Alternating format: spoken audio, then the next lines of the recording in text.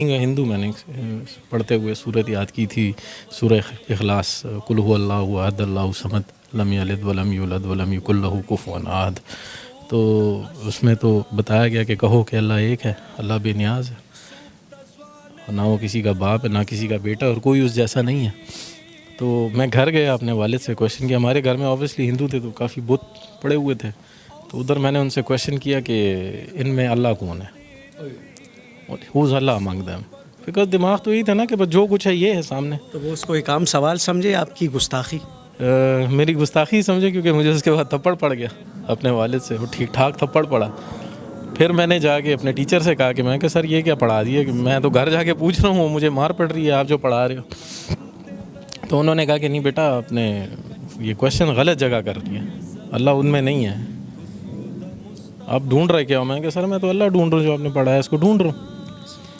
کہتے یار یہ تو تم کچھ الگ ہی چیز ڈھونڈ رہے ہو. کہتے چھوڑو، تم ایک کام کرو، بریک کے وقت نا جب تمہاری ریسیس ہوتی ہے تو ایک 10 منٹ میرے پاس آیا کرو. پھر احمد وہ روشنی کہاں ملی؟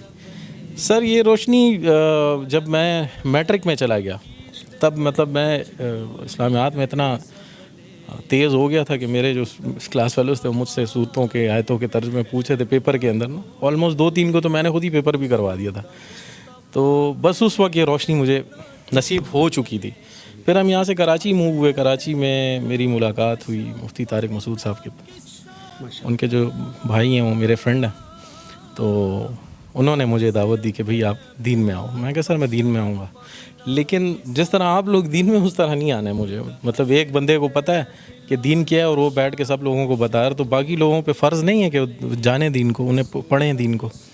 کیونکہ میں نے تو جب قرآن پڑھنا شروع کیا تھا تو اس میں جو پہلا ورڈ پڑھا تھا وہ تھا اقرا. پڑھو، اقرا باسم ربک الذی خلق، پڑھو. تو پڑھتے ہم نہیں، ہم سنتے زیادہ ہیں. ہم مفتیوں کو سن رہے ہیں، مولویوں کو سن رہے ہیں، لیکن کتنا عرصہ ہوا ہے احمد؟ مجھے 5 سال ہوئے ہیں دین میں آئے ہوئے. کیا تکلیفیں جھیلیں، کیا مشکلات آئیں؟ تکلیفیں تو سر بہت زیادہ ہیں. مطلب وہ جو دین آپ لوگوں کو ملا ہے وہ آسان ہے، اور جو دین ہمیں ملا ہے وہ اسٹرگل ہے. مطلب اگر میں کویشچن کر لوں، کہ آپ سے ہی کویشچن کر لوں آپ نے دین کے لیے کیا کیا، تو آپ کے پاس اس کا کوئی جواب نہیں ہے. لیکن میں نے اپنی وائف چھوڑی ہے، میں نے گھر چھوڑا ہے، دولت چھوڑی ہے، جائیداد چھوڑی ہے، میں نے ایک نوکری چھوڑی ہے، وہ سٹی چھوڑا ہے جو پسند تھا مجھے. سب کچھ چھوڑ، تقریباً سب کو چھوڑ دیا. بس ٹوٹل جو دولت ہے وہ میرا بیٹا ہے موسیٰ. یہ بھی مسلمان؟ جی جی جی. صحیح. خزت لاڑا نو ټکول و سروش چت تانو پورې غریب لاړه.